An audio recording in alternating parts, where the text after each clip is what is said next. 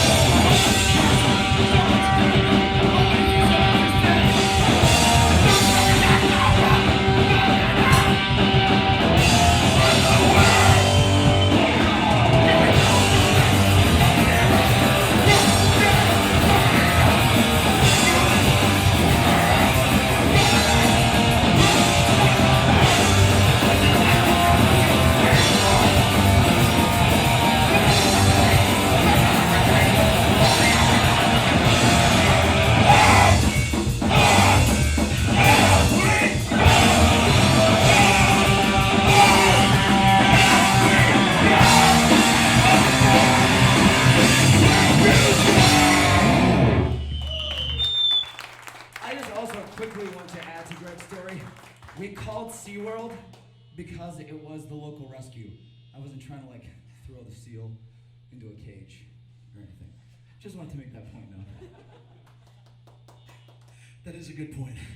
Because they said we'll take the seal, we will rehabilitate the seal, and then we will place the seal safely a mile or two away. And we thought, fuck, like the seal is never, how human is that to think the seal won't be able to find its friends anymore? I mean, the seal is obviously like far smarter than the rest of us and will find its friends. This is a real conversation we had. We were talking about if the seal had friends in the area and what would happen. So if anyone's seen Finding Nemo, they're gonna be okay. Yeah. So that last song is a song written, again ironically, about the straight edge. We want the right moves, we want the right look, all the best moves, and to be in control. But as we light this path, have we darkened greater goals?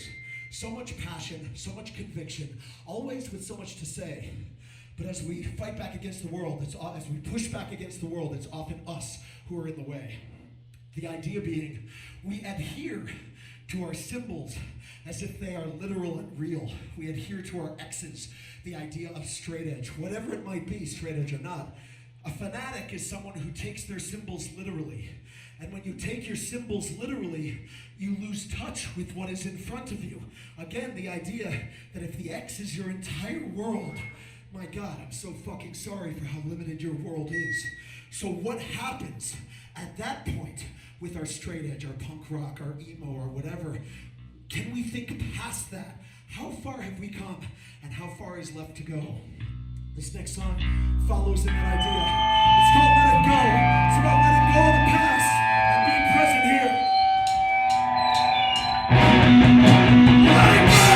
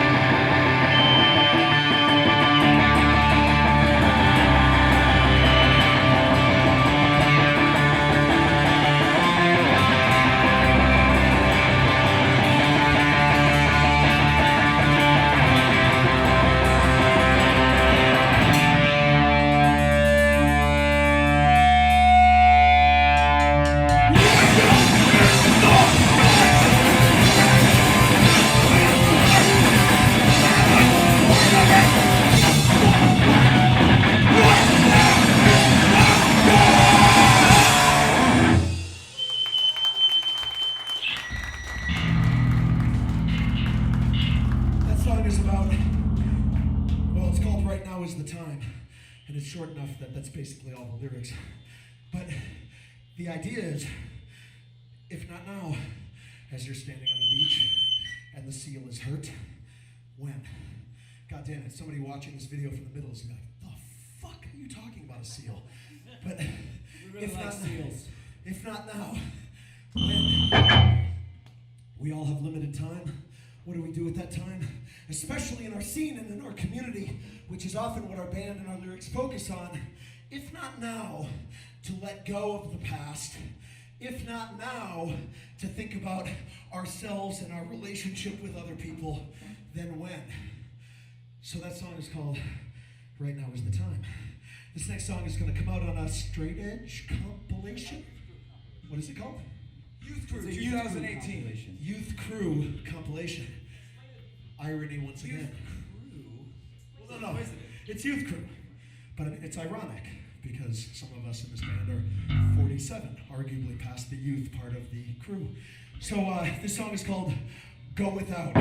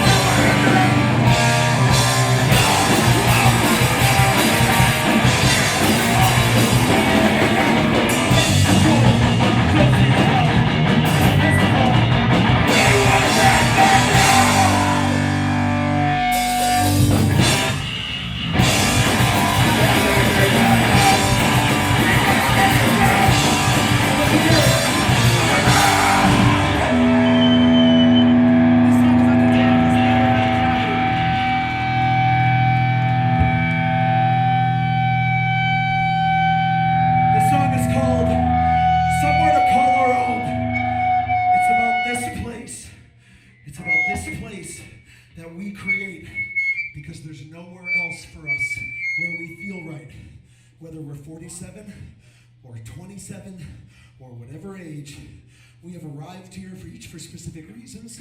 It is our responsibility to make sure that this thrives. Again, ironic to say such a thing in an iconic venue like the Che Cafe, which has thrived over years as it's faced challenges. It is an honor to play here. Can we thrive while we face our challenges? This is called Somewhere to Call Our Own. This will be our last